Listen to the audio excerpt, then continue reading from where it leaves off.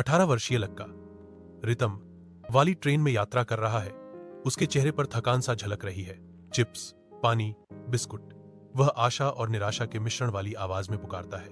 Shri Sen local train में यात्रा करते हुए रितम को बढ़ती जिज्ञासा से देखते हैं। वह रितम के व्यवहार में सूक्ष्म अंतरों पर विचार करता है। उसे लगता है कि रितम अन्य फेरी वालों से अलग है, जो एक अलग पृष्ठभूमि का संकेत देता है। श्री सेन रितम को एक तरफ बुलाते हैं। आप यहाँ के नहीं लगते। क्या मैं पूछ सकता हूँ आप यह क्यों कर रहे हैं? रितम जवाब देता है, मैंने पिछले साल 12वीं कक्षा पास की, लेकिन मेरे दादाजी बहुत बीमार हैं। रितम आगे कहते हैं, हमारे पास कोई नहीं है, न माता पिता न कोई आय।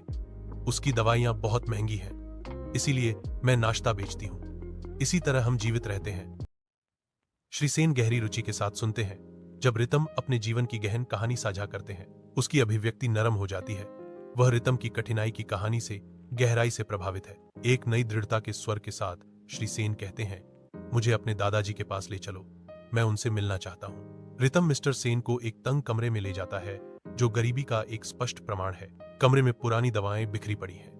रितम के दादाजी एक संकीर्ण बिस्तर पर दुर्बल होकर लेटे हुए हैं। श्री सेन ने दृश्य को देखा। उनके चेहरे पर करुणा अंकित थी।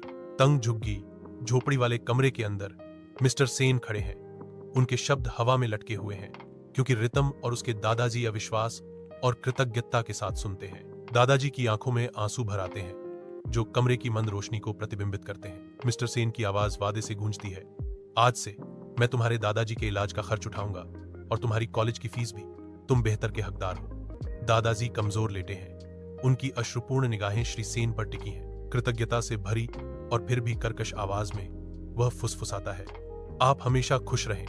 आपने मेरे पोते की जान बचाई है। श्री सेन एक सौम्य मुस्कान के साथ आशीर्वाद को स्वीकार करते हैं। निराशा के बीच आशा का एक मौन वादा।